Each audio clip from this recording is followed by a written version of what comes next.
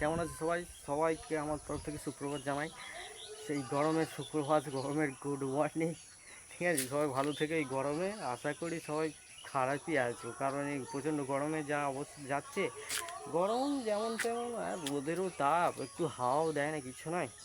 তো প্রত্যেক দিনের মতো আমি আজকে কাজে যাইনি, আজকে ছুটি নিয়েছি, কারণ ঘরেতে কিছু কাজ আছে, সেই জন্য ছুটি নিয়েছি। আর বেরিয়েছি সকালবেলা মাছ কিনতে যাব খানপুরে। খানপুর যাচ্ছি, বাজারে যাচ্ছি, বাজারে যেয়ে মাছ কিনবো। সাইকেল নিয়ে বেরিয়ে পড়েছি। আজকে কাজে যাইনি, কিন্তু কাজে না গেলেও ঘরে তো কাজ আছে। ঘরে দেখতে পাচ্ছি রোদের কি বাহার, ভাবছি দেখো এই রোদ, সূর্যি মামা জ্বালিয়ে মেরে ফেলবে সবাইকে।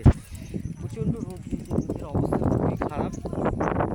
যাচ্ছি রাস্তায় রাস্তায় একা একা, গরম হলেও একা একা যেতে খুবই ভালো লাগে আমার, কারণ একা একা আমি একটু ঘুরতে ভালোবাসি সাইকেল নিয়ে। রোদ গরম হলেও তবু আমি যাই, কিন্তু প্রচণ্ড রোদ গরম হলে গাছের ছাওয়াতে দাঁড়িয়ে। এটা হচ্ছে পোলট্রি ফার্মটা, নেই বাচ্চা, নেই বাচ্চাগুলো যেগুলো বড়ো হয়ে গেছিলো সেগুলোকে নিয়ে চলে গেছে।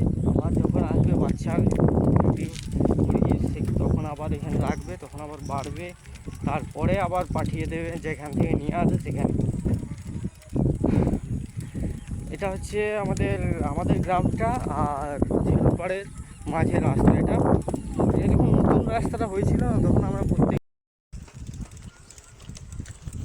তখন ঝাড় দিয়ে তুলে নেবে।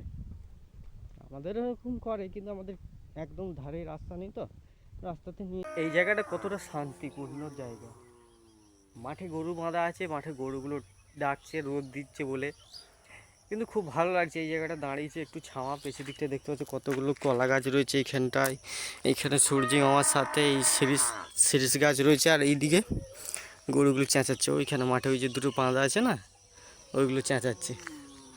আর এই দিক থেকে একটা চেঁচাচ্ছে, এইদিকে একজন চেঁচাচ্ছে, ওইদিকে একজন চেঁচাচ্ছে।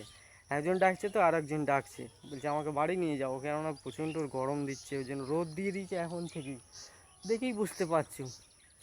তবে এইখানে দাঁড়ালে আমাকে হবে না, আরও আগে যেতে হবে, খানপুর যাবো তো মাছ কিনতে। চলো আগে যাওয়া যাক। আরও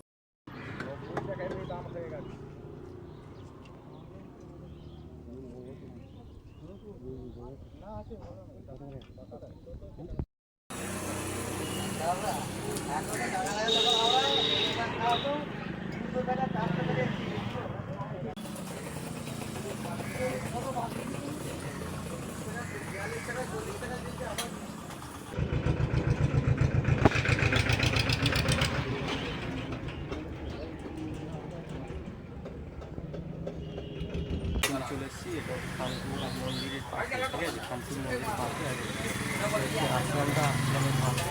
আর এইটা হচ্ছে আমার মাছ।